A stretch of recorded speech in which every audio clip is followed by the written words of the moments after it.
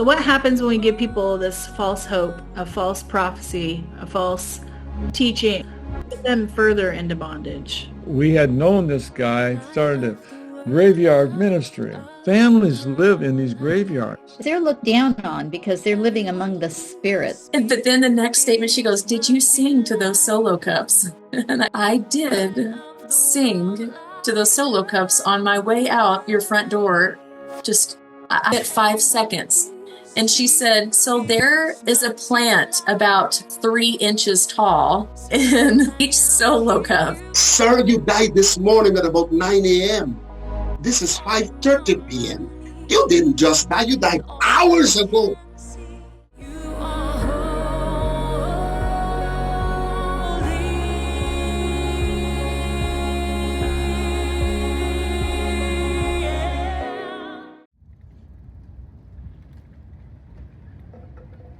For those who live in the San Francisco Bay Area, the USS Hornet is homegrown history and a museum. Permanently docked at Pier 3, where it was once the U.S. Alameda Naval Air Station in Oakland, California.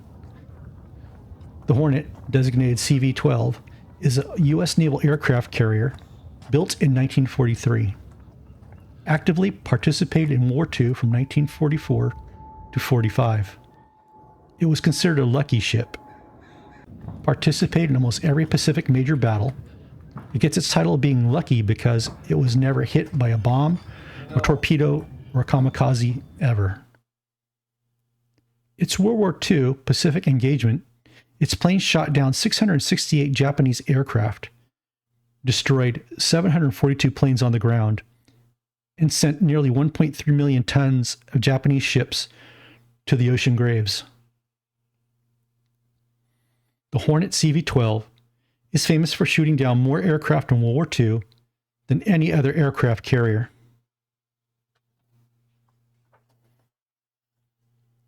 The USS Hornet has an honorary role in U.S. manned space program history.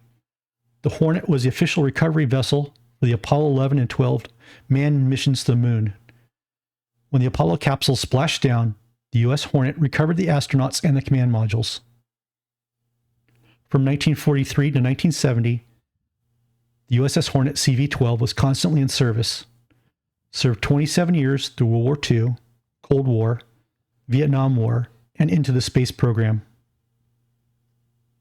The USS Hornet is a testament to the U.S. Navy and U.S. Marines who fought for our freedom and keeping America safe. The USS Hornet is both a museum and a memorial to those who served on her. There's a lot of history to USS Hornet. There's also a lot of hauntings. Although the USS Hornet has a reputation of being one of the most luckiest ships, it also has a reputation for being the most insidious for a number of suicides in the Navy. This reputation, as many believe, have caused the Hornet to be so haunted. Hi, it's me, Reverend Mike. Before we dive into the discernment walk we do today to the USS Hornet, I'd like to do a little disclaimer on why is a Christian man walking through a haunted vessel and doing discernment walks, and what's the difference, and what's our boundaries when we do it with the spirit realm. What's the boundaries for being a Christian, and when do we overstep our boundaries and it becomes spiritism? I want to talk about this really quick before we get in this and why we do what we do. So first of all, I went to the USS Hornet Museum with a friend of mine. We shared an interest in both World War II history. It was on the ship, and I was very interested in the manned space program artifacts they had. They had a couple of Gemini boilerplate spacecraft. They had a couple of Apollo spacecraft there, items and artifacts. So my nerddom's going, I want to go see that stuff. I want to go see it, take pictures, and I usually like building models, that sort of stuff. So I want to see stuff firsthand, get a gauge and get what it's like. And it's just been a part of me all through my childhood. I actually wanted to be an astronaut. That's why I went and got my degree in physics and computational physics. So it was a spacecraft on display, the Apollo and the Geminis, that drew my interest there. I was aware of the spiritual activity. I already was aware of that. It's all over the place. Almost every paranormal TV show's been on there, and it's just full of heavily documented by paranormal investigators over here in the Bay Area. You know, we know it's haunted. So being a spiritual warfare minister who records my spiritual discernment walks, you followed me before too. I'm on this channel. I have several spiritual discernment walks I did through various haunted sites, and why I do them, because a lot of Christians don't have any gauge of what spiritual discernment is, or they don't walk in it at all. And there's a lot of stuff when I'm doing my spiritual warfare ministry. A lot of Christian ministers do not have any form of spiritual discernment.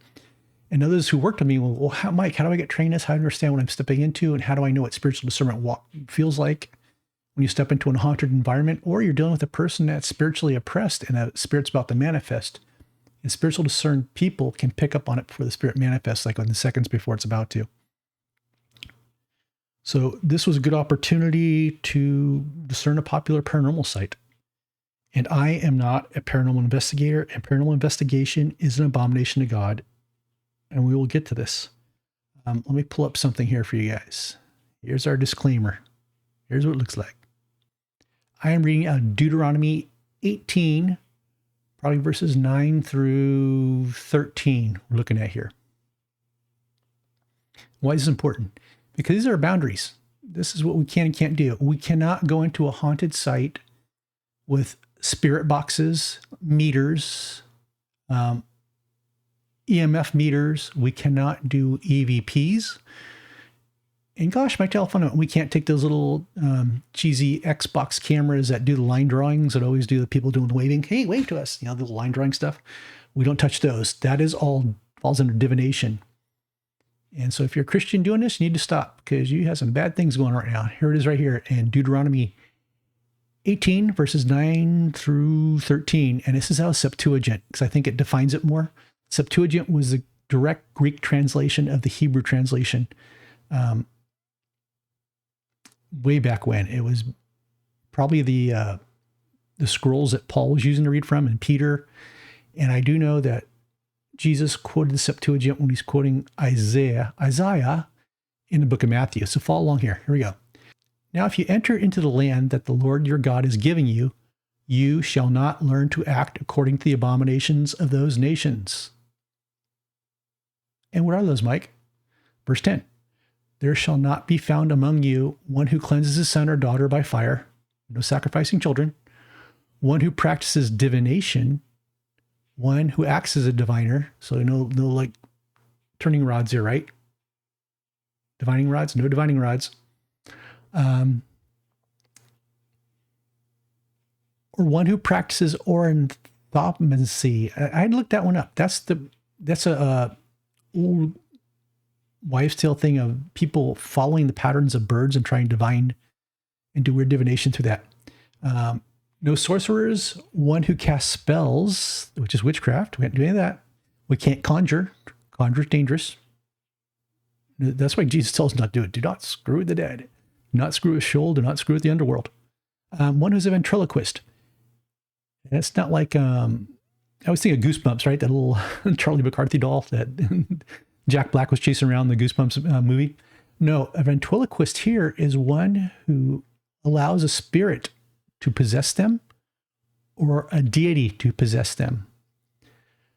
Now, if you're an Instagram follower of Deliverance Ministries, you're lost here. Mike, what are you talking about? A spirit? We do know from Masoretic Hebrew that a familiar spirit was actually defined as a deceased human spirit that's knowing, can contact the dead and speak with them. The ghosts, i.e. ghosts, they exist. It's been written out of our modern translations or translated out of it. They existed. That's when Peter came back and somebody said, is that Peter's ghost at the door? Or they thought Jesus walking on water was a ghost, right? There's spiritual stuff going on here that we've obliterated. So is it a deity? Is it a possessed person speaking? We see a lot of these paranormal people like, oh, I got possessed and talking through a spirit. We don't do that. That is forbidden. It could be a demon, defined as a familiar spirit, or an older term of familiar spirit. A deceased person can, what's called knowing spirit. They know information. They can talk. There are dumb spirits. There are dumb ghosts. Remember we see like we call residual hauntings, where the spirits just manifest some weird reason. They know what they're doing. They're stuck in a cycle. Let's move on. What else we have? And one who observes signs and one who inquires of the dead. That's necromancy, talking to the dead, right? We're talking to dead spirits here. For anyone who does these things is an abomination to the Lord your God, for it is because of these abominations that the Lord your God will destroy them utterly before you. You shall perfect before the Lord your God. Right? So there's nations that were doing this, and we're getting to be a nation back to doing this, but I digress. But those are parameters. We don't do EVPs. We don't do spirit box. We don't contact the dead or talk to the dead. So Mike, what are you doing? I am moving through the Holy Spirit, through the book of Corinthians. Look this one up. It's called spiritual discernment, where you can discern if spirits there. You can discern if it's demonic. I've been through this enough times the past 20 years, dealing with hauntings, dealing with exorcisms, where people are really possessed, not people who are oppressed, people who are possessed, working with the occult, working with survivors of ritual abuse. I can feel when this comes on what to deal with. And this is a good training exercise because I always take people with me who don't know what this feels like and have them feel it the first time for their own benefit and learning. I've done it with family members, done it with friends. I brought a friend along this time, and unfortunately he was a reluctant recipient of checking out spiritual stuff. But boy, does it raise questions in the car afterwards. I'm telling you, man, this is an excellent exercise. So let's get back to the tour. We're going to start the tour by entering through the hangar deck. I want to do this because we're going to give you guys a baseline of what it feels like to walk through the USS Hornet. And the hangar deck, I didn't feel like there was a lot of activity going on there. It didn't really trigger my spidey sense. So as we enter this walk, bear with us, you'll get a baseline feeling of what it was like to walk through USS Hornet. Well, I felt there was no activity going on. Doesn't mean there wasn't anything happening, but when I walked through it, nothing at a time, you kind of get a feel through it too as we walk through and look at the airplanes and the static displays there. So let's go and do this tour. Let's do this.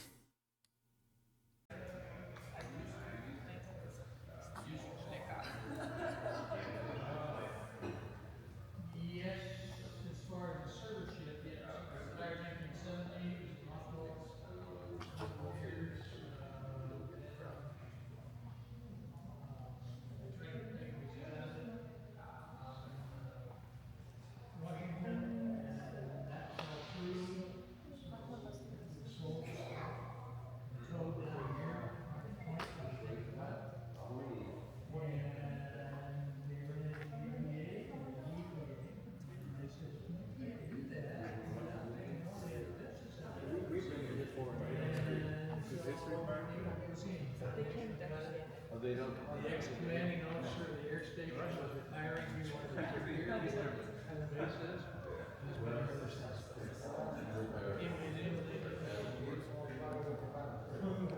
History, the history of Essex-class carriers, and of course the history of the 8th U.S. In life of a sailor tour, you will see the crew's mess, crew's berthing, the brig, chief's mess, and the officer's wardroom.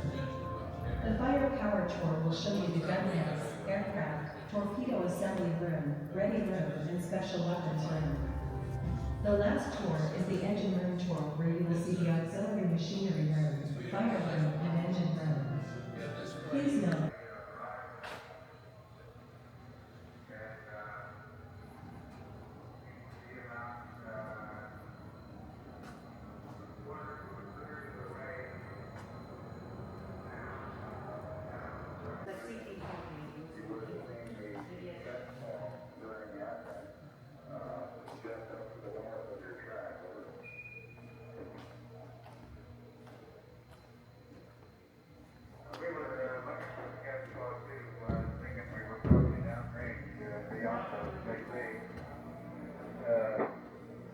I think that it's likely that that might have been West Crater that we went across in landing, but stand by. We're hoping, Bruce, that our 16mm film was working at that point. That wraps up our brief discernment walk through the hangar deck. As we move towards the stern of the ship, the back of it, there was an area where they were doing restoration, which was kind of cool. They were actually working on another Gemini boilerplate spacecraft, and they were going to turn it into one of those things like a simulator you can sit it in and feel it feels like sitting in a Gemini. So I had a great conversation with the guy there because as a NASA nerd, when I was growing up in the 70s, I have the blueprints of the Gemini, and his eyebrows just went well, yeah, what? So it was kind of cool to make that connection there. And I think I'm going to dive into that, some of my nerdism there, and play with the Gemini stuff there, and a couple trips back there to USS Hornet. But as we concluded conversation with this guy, we walked to the, like I said, walked to the stern, to the back of the ship. And from the back of the ship and the stern, we dropped down one level to the next deck below this. And that's where the spiritual discernment stuff started kicking in, especially in the bunk area that we dropped into. It was like difference from night and day. It just turned on right away. I wasn't expecting it so sudden. I was expecting, like, I'm going to go for a walk and kind of feel like something gradually come on. Go, whoa, something's here. But the minute we descended in this area, it just kicked on immediately. So let's take a look here. This is the first part of the haunting stuff we encountered for spiritual discernment.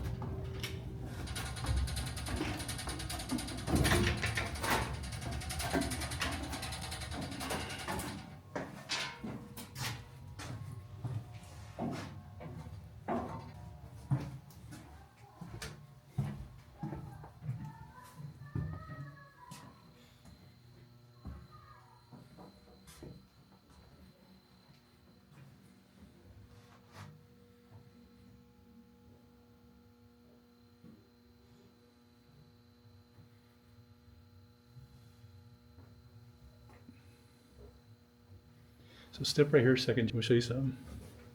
Now this is crazy. Stop it. Feel pressure in your head? Yeah. This is haunted. That's where you walk into. So I'm going to do something real quick here. Okay, I'm going to jump back in here a second. When I was explaining to my friend, you feel the pressure? And he said, yeah, we felt pressure right in here. So you walk in, you go down the steps, you feel nothing, and you kind of feel like a pressure kind of ramping up. A little bit of pressure. You may not feel it right away. You may detect it right away. If you're used to doing discernment walks, you know, oh, that's what that is. I wasn't expecting to feel it so quickly. I was expecting to walk around, get acclimated to the ship and stuff, and then start feeling stuff. This is like right when we dropped down to the first deck. You saw us drop the stairs. In that first back area were bunks. Immediately felt the pressure in my head. I've had people, when I worked this, talk about, because it goes like ramps up and you walk away and it ramps off, right? It's really strange. And one person at Brian who was new about this, and they explained it later to me, and go, hey, you know what? He goes, that's exactly what depression feels like, a very hard case of depression. So you feel like, if that's a good way to explain it, how you feel it in your mind, you feel like depressed or something. It's like that pressure on your head. And maybe that's what oppression feels like, right? When people are oppressed, they feel like depression physically. I don't know. But it was kind of interesting. So it was a pressure felt here. Sometimes you feel it in your chest. Sometimes you feel it in your stomach. If there's something really bad in there, you feel your stomach churning. I think these are just lingering spirits for some reason. It didn't go off with Jesus and go to heaven. And there's reasons why, but that's beyond the conversation of this. I'll have to put something together for you guys a little bit later. And that'll be probably another hour and a half discussion from the Second Temple Hebrews and what they believed and why there's ghosts here. The modern church doesn't believe it. The Catholic Church believes in ghosts, but I think they're kind of a little bit off in what they believe in. But we all believe similar things, so they probably think we're off on what we believe in. But I go with the Second Temple Hebrews believed, and there's definitely, we call Elohims. Remember when the witch of Endor summoned Samuel from the grave, she saw the Elohim rise. Elohims can be gods, they could be demons, they could be Elohim, God, capital G, or it can mean spirits. So Elohims could also mean ghosts. So we could have some Elohim ghosts on this ship. So that's it for right now. Let's get back to the tour.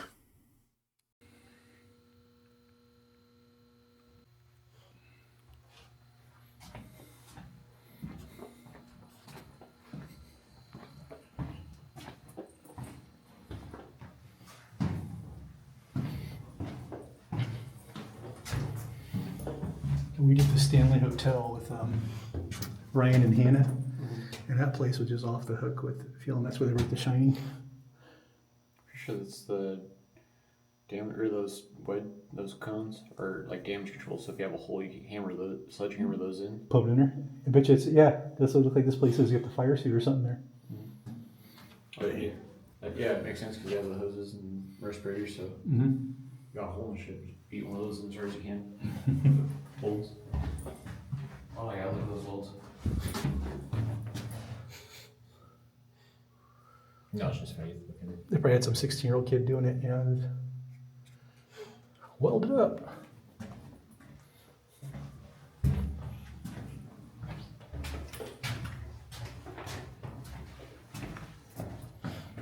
Yeah, it's wild. Yeah, it's just right in here. I wonder what it is. Probably because of the bunks or something. Huh. Once they start tracking, you know, stuff spiritual is real, that's how you can feel it. Hannah was like, "This is crazy," but it was far more potent. And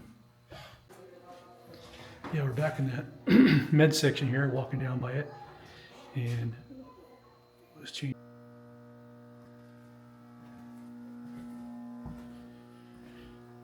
You're in the med section.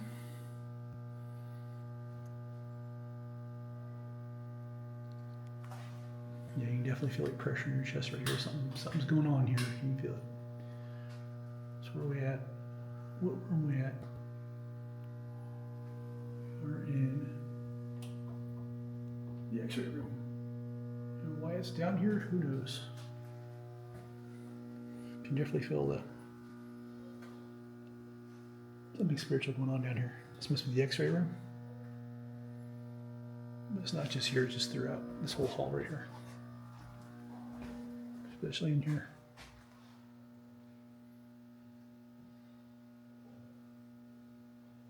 Like for some reason, just you feel the pressure on your chest here. We came back, we left and came back, and it was just full on right here. It's interesting. It's the operating room and the mid level. It's kind of interesting. You don't feel any pressure here, as you did down there, towards the X-ray room. Don't know why. Much because I just like volunteer Okay. on the hangar bay. So what do you know? But I know that on the sick bay, like when we did ghost tours, there's a bunch of like flashlight activities where they turn on and off, and you ask them a question. Is that in the med section right here, or was that the? It's like further, and then like down one more. Okay. Yeah. We came to the med, so I picked up on it first. Yeah. I do house blessing. I'm a pastor, so I pick up on it right away. Like so it's the med section down. Is there other hot spots here, or just? There's one, the Admiral's room, but it's kind of restricted for the public. Yeah, okay. That one's pretty haunted. Like I've smelled like perfume and like the doors would close and open. So. Cool. What was your name? I'm sorry. Angelica. Angelica. Cool. Thank you. Yeah, you're welcome. Well, that's a wrap on doing a discernment walk through the USS Hornet. There's a lot more places we could have gone through on that day, but that carrier is huge. So I may go back maybe a couple more times to see if I can get to different decks and different levels. I also have intentions of going back to work on that Gemini project, and just for that alone. So if that opens doors for me allowed to go to different decks.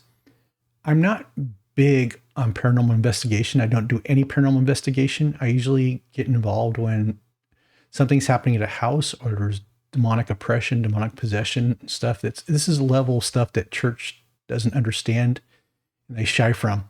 If you live in the Bay Area, I always have that joke that I'm that guy. I'm that guy that pastors call. Like if they have something supernatural going on in their church, like, get that guy. What's that guy's name? What's that guy? That's this guy. I get called in to do stuff. My discernment is kind of something I developed along the way. I grew up during hauntings as a child. So I could feel spirits right away when things happen. And a lot of times I go teach in deliverance ministry or doing stuff or work with people and training them to discern if a spirit's coming up during manifestations or feel a spirit in a house that we're going through blessing and evicting spirits. It's good to have these Christian skill sets to identify that we do live in the supernatural. We don't do it for thrill seeking. I don't. I only go on occasion. Places like this, it just so happened, like I said, we went to the USS Hornet and our intentions were to go see the history, go see the airplanes, and go see the space artifacts. And so it just so happened it was also haunted place. I mean, I have places too. I'll walk into restaurants. I joke my family can't take me anywhere because I'll sit somewhere and, like, ask the waitress, say, this is a weird question. Is this place haunted? Like, yeah, how'd you know? You pick up on it right away. I just don't care. I walk through this stuff and navigate it. I'm a follower of Jesus. I do understand there's supernatural. I do understand there's an underworld, hell of death. And there's also heavenly realms and things like that. And we can feel that and experience it, but we can't chase it.